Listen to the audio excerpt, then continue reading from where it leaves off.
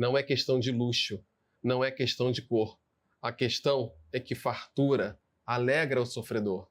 Esse é um trecho da música Vida Louca, parte 2 dos Racionais MCs, que inspirou a nossa convidada a levar a educação econômica para a população negra e periférica.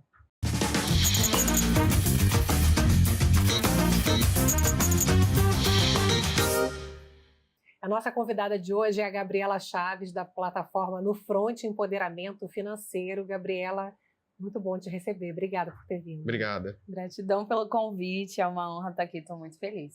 Gabi, quem é você?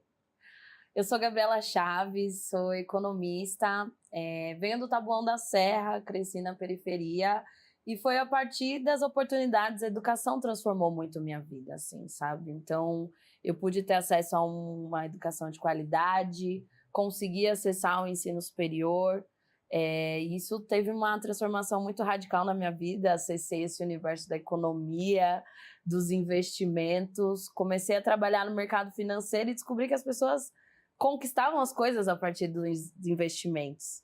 E foi aí que eu comecei a me incomodar um pouco com essa questão do mercado financeiro e estou trabalhando para a democratização desse campo desde então. Gabi, a gente começou com um trecho do rap do Racionais MCs, né? O que significa o rap para você? O rap é fundamento. O rap, ele me formou intelectualmente muito antes de eu acessar a universidade. Antes de eu entender o que era economia em termos formais, eu aprendi questionamentos muito importantes que estavam nas músicas do Racionais, sabe? Então, eu aprendi com o rap sobre história do Brasil, sobre cultura negra, sobre valores dentro da periferia, sobre a riqueza da nossa cultura. Então, acho que o rap ele é um fundamento muito importante para a cultura periférica, para a cultura negra. O hip hop é um movimento mundial e, no caso brasileiro, a gente tem grandes nomes assim para mencionar e que constroem valores muito importantes. Assim. Você tinha quantos anos quando você descobriu o rap? Meu primeiro show do Racionais foi aos 6 anos de idade. Meu pai era muito fã de rap e aí ele levou a gente num show na pracinha do Pirajussara, lá no Taboão da Serra. E acho que foi a primeira vez assim que eu tive contato. Eu era muito pequena, não entendia assim com profundidade o que estava acontecendo, mas eu gostei muito da ousadia, assim. O rap ele traz uma coisa da gente sentir orgulho de quem a gente é, de onde a gente veio. E foi assim, uma paixão à primeira vista. Aí você estava com seu pai só no show ou tinha mais gente da família? Não, meu pai ele levava a gente, que eu tenho uma irmã mais nova, e ele pegava eu e minha irmã e levava para os shows. Na década de 90 tinha muitos shows em praças públicas. São 4 irmãos, é isso que você tem, né? Você nasceu em Embu das Artes e depois você foi morar em Taboão da Serra. Exatamente. Que é perto do Capão Redondo. Conta um pouco como é que foi tua origem, né? De onde você cresceu, como é que era ali a relação com a família? Eu nasci num hospital em São Paulo, mas a minha família, essa primeira infância, eu cresci no Embu das Artes. Só que uma parte da família do meu pai mora até hoje entre o São Luís e o Capão Redondo, que são 2 bairros que já foram considerados entre os mais perigosos da cidade de São Paulo, mas também são lugares onde essa cultura do rap ela é muito forte, né? O próprio Racionais MCs vem da região do Capão Redondo. Então, era muito natural, fim de semana a gente estava sempre no São Luís, no Capão, visitando nossos primos, nossas tias. E eu cresci nesse contexto, assim. Foi quando, aos 10 anos de idade, que eu consegui uma bolsa integral numa escola particular de São Paulo. E aí eu comecei a atravessar a ponte mais, assim, né? Para ir para essa escola, eu tinha, às vezes, que pegar 2 ônibus. Então, foi assim que eu cresci, assim, num contexto da periferia, num contexto de escola pública. E foi nesse segundo momento que eu tive essa oportunidade de ter acesso aí a uma educação de mais qualidade. E essa bolsa transformou de que forma a sua vida e a vida da sua família? Foi fundamental, assim, ter uma educação de qualidade possibilitou, por exemplo, que eu acessasse o ensino superior, né? Eu estudei numa faculdade privada com bolsa integral, graças ao ProUni, e isso só foi possível em função dessa educação de base, assim, sabe? Então, Eu entro no ensino superior sendo uma das primeiras da família a conquistar esse espaço, mas em seguida eu consigo também puxar, assim, né? Minha mãe se formou no ano passado Que em legal. serviço Que lindo. social e eu pude apoiar ela a fazer toda a O graduação. que a sua mãe fazia? Qual era a profissão dela, do seu pai também? A minha mãe, ela era costureira, né? Ela não tinha terminado o ensino médio, então ela tinha uma dificuldade muito grande de se inserir profissionalmente. Então é aquela mulher assim que a clássica mulher brasileira que se reinventa. Ela já foi costureira, ela já foi segurança, ela já foi professora, cuidadora de criança. Então é aquela mulher que sempre fez de tudo para garantir que a gente teria condições básicas dentro de casa. Assim, e meu pai é metalúrgico, trabalhando aí na indústria toda a minha vida. Vocês tiveram uma infância que tinha algum tipo de privação ou uma infância simples, mas que vocês tinham ali, vocês precisavam trabalhar, ou como é que era a condição? Olha, assim, eu nunca passei fome, porque meus pais, eles sempre trabalharam muito para garantir que a gente tivesse o básico, assim. Mas depois do divórcio dos meus pais, como a renda da minha mãe era muito mais baixa, a gente teve aí momentos de apertar os cintos e ter que se virar mesmo para dar conta. Trabalhar e tal. Eu comecei a trabalhar a partir dos 14 anos, assim. Muito por uma questão da educação financeira que a minha mãe criou em mim, assim. Ela sempre falou, olha, eu posso te dar esse tênis que é o mais barato. Se você quer um tênis mais caro, você precisa trabalhar, você precisa fazer o seu dinheiro, porque a minha responsabilidade é te vestir, é que você tenha o que calçar. Como sua mãe, eu não vou te deixar descalça, mas eu também não sou obrigada a colocar um tênis de marca no seu pé. Aí você foi trabalhar por vontade mesmo de melhorar a vida ali, de ter outras coisas. Exatamente, assim, então meus primeiros trabalhos eu vendia geladinho, cosméticos, eu já vendi muita coisa nessa vida para fazer um dinheirinho extra para eu poder comprar uma coisa que eu queria, para eu poder ir para algum lugar que eu queria. É a partir aí do ensino médio que eu começo a trabalhar para valer e contribuir dentro de casa. E inicio aí essa vida profissional que vai até hoje. Agora, é verdade que você queria, com 10 anos, ser presidente do Brasil? Sim. O que você queria transformar? Me fala, o que se passava lá na sua cabeça naquela época? Enfim, como eu saí de uma escola pública para ir para uma escola particular, a desigualdade, ela sempre foi uma coisa muito latente, assim, sabe? Eu conseguia ver a diferença de infraestrutura entre a escola que eu estudava e a escola que eu comecei a estudar. Inclusive tem uma história que você ficou muito preocupada logo nos primeiros dias de aula, não foi? Exatamente. Quando eu entrei nessa escola particular, a primeira aula era de matemática e era uma aula sobre operação com fração. E eu nunca tinha visto uma fração na minha vida. Então foi um momento que eu entrei em pânico, eu falei, eu não vou conseguir acompanhar essa escola, não vai ser fácil para mim. E a minha mãe falou, olha, eu trabalho muito para te dar a oportunidade de só estudar. Então, você vai sentar e você vai entender esse negócio de matemática. Eu não tenho como te ensinar. Virou economista. Mas você virou uma aluna boa em matemática. Foi isso, assim, a matemática se transformou numa força. Eu tive que estudar muito para correr atrás, assim, da matemática básica que eu não tinha tido na escola. E aí acabou se tornando uma força, assim. No final da escola, a matemática era a matéria que eu tirava de letra, assim, que eu tinha mais facilidade. Quando eu estava prestando vestibular, eu queria ser juíza, na verdade. Eu achava que, como juíza, eu ia poder ajudar a resolver os problemas da sociedade. E dentro do processo seletivo, com a nota que eu tive no Enem, eu me classifiquei para a Bolsa em Economia. Eu não sabia o que era um economista na época. Eu lembro que eu falei assim, eu não quero trabalhar em banco, não. E eu falei isso para um professor de língua portuguesa. Eu falei, eu consegui uma Bolsa em Economia, mas eu não sei, eu não tinha referência de economista, eu não conhecia nenhum economista, não sabia o que era a profissão. E aí esse professor arregalou o olho e falou, não, você não pode fazer isso, você vai tentar. Se você não gostar da faculdade, eu te ajudo a conseguir uma bolsa num cursinho, mas você pelo menos tem que tentar.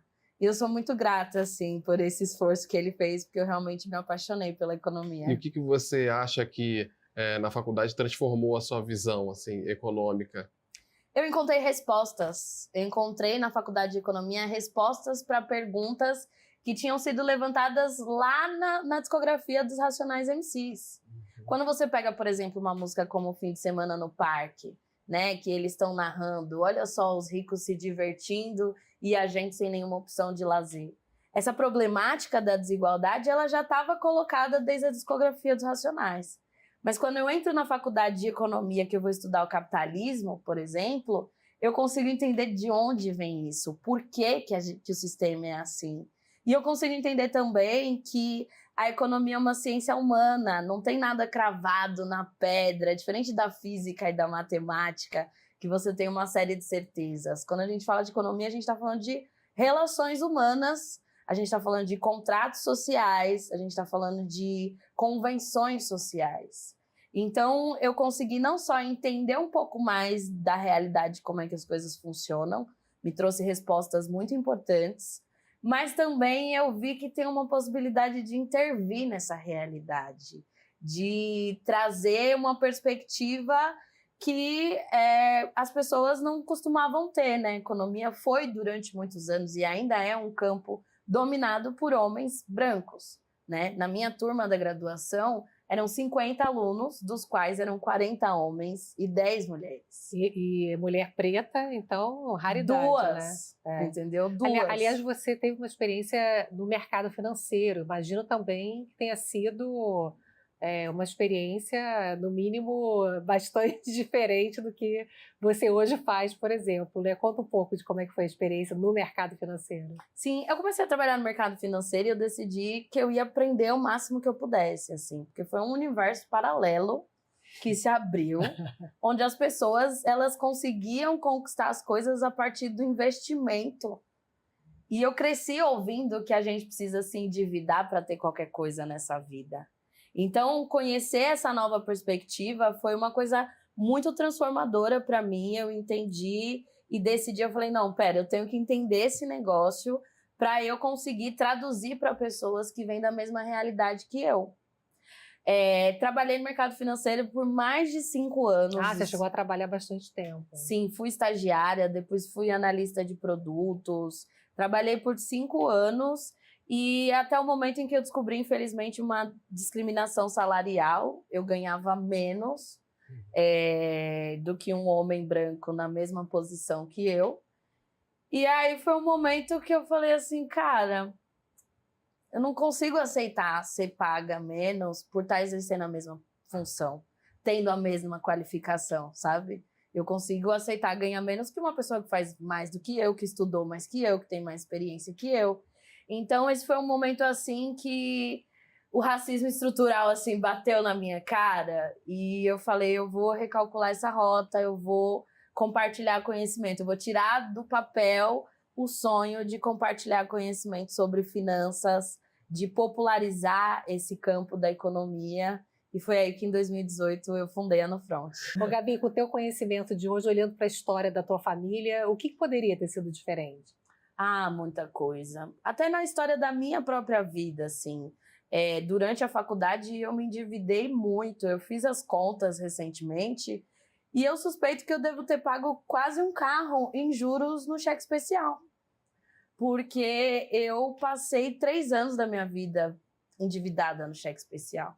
Era uma universitária que tinha que escolher entre o Xerox e o lanche na faculdade. Então, acho que tanto dentro da minha família quanto na minha própria vida, entender melhor sobre o endividamento, entender o que são as taxas de juros e como é que a gente pode realizar um sonho sem comprometer aí todo o nosso orçamento, acho que teria feito muita diferença. A gente acha que está ali o dinheiro na conta, que é nosso, pode usar, né? Você vai contar um pouco mais como é que você compartilha, e você não pode perder todos os detalhes, porque eu aprendi já muito com a Gabi. A gente fazer um intervalo agora e volta daqui a pouquinho, né, Nana? Isso aí.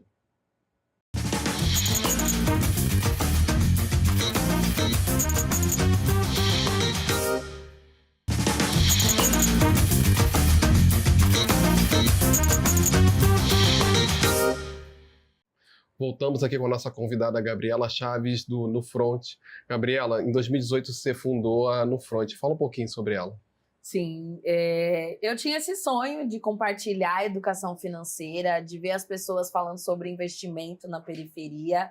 E aí eu comecei a pensar como conectar as pessoas com uma discussão que distancia, né? Você fala de finanças, as pessoas já pensam em matemática, em contas difíceis e não querem mais engatar essa conversa. Então comecei a pensar como aproximar a periferia dessa discussão, desse mundo da economia. E essa associação com o rap, ela foi muito natural, assim, pelo rap ser um elemento que me constitui, que constitui a minha identidade. Como é que você teve essa ideia, né? Porque é muito diferente esse método de ensino, né? Eu comecei a pensar como mostrar para as pessoas que, apesar da economia ser um assunto que é dito como um assunto da Faria Lima e dos centros urbanos, como explicar que a dona de casa ela também é um agente econômico importante, como explicar que a pessoa desempregada é um agente econômico relevante, como explicar que o estudante é um agente econômico relevante. E aí eu comecei a estudar muita pedagogia, estudei Paulo Freire, estudei Bell Hooks, fui estudar uma série de pedagogos para entender como pensar esse processo de formação e entendi que a cultura era uma arma muito poderosa, assim. A cultura, por mais que os Racionais e o rap não vá falar de teoria econômica em si, eles estão falando o tempo inteiro de desigualdade, eles estão falando o tempo inteiro de resultados dos processos econômicos. Então, eu falei, vamos juntar economia e finanças e desenvolver esse método que usa a discografia do rap. E hoje a gente já desenvolveu para conseguir utilizar o funk, o tecnobrega, a gente consegue utilizar aí a cultura como um elemento, uma porta de entrada para a gente falar de finanças e de economia. Bom, como já diria Racionais MCs, o triplex pra coroa é o que o malandro quer e não só desfilar de Nike no pé. A gente quer andar bonitinho e pá, queremos, mas a gente também quer morar com dignidade. Na verdade, isso é o que a gente mais quer. Principalmente pra gente que é periférico, que é de quebrada, a casa própria sempre foi vista como um patrimônio que a gente precisa lutar muito pra conseguir, que é resultado de muitos anos de trabalho, inclusive das gerações anteriores, dos nossos pais, mães, avós. Então a gente precisa ter a visão que para se organizar, para conquistar esse bem que é tão importante, que dá segurança, que dá conforto para nossa família, a gente precisa se organizar. Mas tá, como é que tira do papel esse sonho da casa própria? Bom, gente, existem várias formas de conquistar a casa própria, mas hoje a gente vai falar de duas possibilidades que são as mais populares: os financiamentos e os investimentos. É exatamente, que está tão na nossa vida, mas a gente acaba muitas vezes não percebendo o quanto que isso traz de angústia, de problemas emocionais, né, Gabi? Essa questão de usar cheque especial, que é muito comum, botar no cartão de crédito, depois eu vejo como que eu vou pagar, né? O quanto que o conhecimento trouxe de retorno para esse seu público? A gente tem resultados assim incríveis. Primeiro que a gente tem uma abrangência etária muito grande, assim, a gente tem alunos dos 16 aos 70 anos de idade. E a cultura tem esse poder de conseguir conectar pessoas de diferentes faixas etárias, diferentes realidades de vida. E nesse nosso processo a gente já atendeu pessoas com 22, 20 anos que deviam 3 salários no cartão de crédito. E num período de menos de um ano a gente conseguiu reverter esse endividamento em investimento e essa pessoa conseguiu pagar um intercâmbio. Que legal. Assim, num período de um ano. Então, assim, nesses 5 anos a gente já conseguiu tirar muita gente do endividamento e ajudar muita gente a realizar sonhos, assim, sabe? Que vão desde reformar um banheiro, fazer uma viagem. A gente mostra para as pessoas que todo sonho ele é muito valioso e ele precisa ter ali seu investimento. E no Front oferece que serviços? A gente oferece cursos, palestras, workshops para pessoas físicas e também para empresas, né? Hoje a gente está estruturado em 3 frentes. Então a gente trabalha com educação financeira, workshops para pessoas físicas. A gente também tem uma frente de atender empresas, onde a gente trabalha programas de formação para os colaboradores, entendendo aí que um funcionário endividado ele pode trazer um prejuízo para a empresa em termos de perder a produtividade, estresse e tudo mais. E a gente tem o eixo social, que é onde a gente se preocupa em alcançar pessoas em situação de vulnerabilidade social. Então a gente faz formações com mãe solo, pessoas egressas do sistema penitenciário, pessoas desempregadas. Pois é, te perguntar isso, como é que faz para trabalhar esses temas de endividamento e necessidade de investir para uma população periférica que tem uma série de dificuldades, né? Quais são os maiores desafios que você colocaria para essa realidade hoje? Eu acho que o maior desafio é partir da realidade das pessoas. Infelizmente, a gente tem muitos educadores financeiros no Brasil que vêm de uma realidade de classe média alta, e não se debruçam em entender a realidade do povo brasileiro, assim. Então, eu acho que quando a gente fala de finanças, de organização financeira, a gente não pode romantizar, sabe? A gente tem uma realidade de um salário mínimo hoje que ele não alcança a média do aluguel das principais capitais do Brasil, né? Muita gente pensa, isso não é para mim, porque eu mal consigo pagar minhas contas básicas, então não tem jeito, né? Então deve ter também uma resistência quando você vem falar de que há uma solução para ter uma vida um pouco melhor, né? Na verdade, assim, é isso. Acho que muitas pessoas, a partir do momento que elas fazem nosso curso, elas falam, se eu soubesse dessa informação antes, a minha vida teria sido outra, sabe? Eu já atendi senhoras que passaram a vida toda pagando título de capitalização, por exemplo, e quando elas viram a realidade das opções que existem em termos de investimento, elas praticamente choraram e falaram, se eu soubesse disso, a minha vida seria outra. Hoje eu teria um outro saldo desses investimentos, assim. Então, o que a gente vê é que existe um desejo muito grande por esse conhecimento. Inclusive, mais de 70% dos alunos da Nufront são mulheres. Pois é, eu ia falar sobre isso porque grande parte das mulheres empreendedoras são mulheres negras que empreendem por necessidade, não necessariamente por vocação, né? Como é que a gente faz para dar o melhor suporte, né, para essas mulheres? Exatamente, assim. Primeiro a gente precisa entender o quanto que o desemprego no Brasil ele tem uma dimensão quase que crônica, que mantém aí uma parte importante da população nas relações de trabalho informais, sem nenhum tipo de direito ou de garantia. E as mulheres negras, elas têm uma representação muito grande dentro desse grupo, né? Para a gente olhar, por exemplo, a realidade das domésticas. Então, a gente vê que esse conhecimento ele é extremamente valioso, assim, por parte das mulheres negras, porque ele constitui uma ferramenta de sobrevivência, né? Como é que eu vou empreender se eu não sei fazer a gestão das minhas contas pessoais? Se eu não consigo administrar as minhas contas básicas da minha casa, assim? Então, a gente vê que esse conhecimento, ele tem um potencial estratégico muito grande quando o assunto é mulheres. A gente tem muitas mulheres hoje que não conseguem sair de uma situação de violência doméstica por conta da dependência econômica. Então, falar de compartilhar esse conhecimento dentro desse grupo é permitir um empoderamento por parte dessas mulheres e ferramentas para que elas consigam reconstruir as próprias vidas, assim, sabe? É uma ferramenta muito poderosa.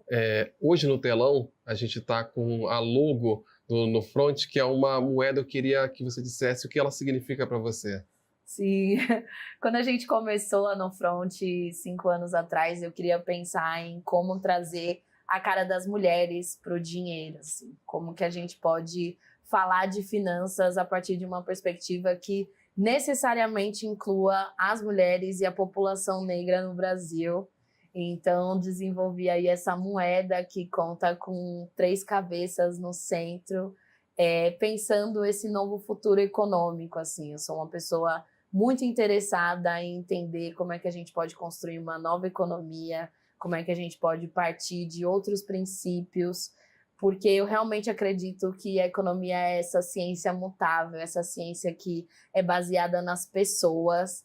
Então, para mim, essa moeda representa o futuro, assim, um futuro onde as mulheres estejam encabeçando as ideias econômicas, um futuro onde a gente se veja aí pertencente a esse universo. E o que é ser brasileiro? Olha, essa é uma pergunta complexa. Eu posso falar a partir da minha realidade, né?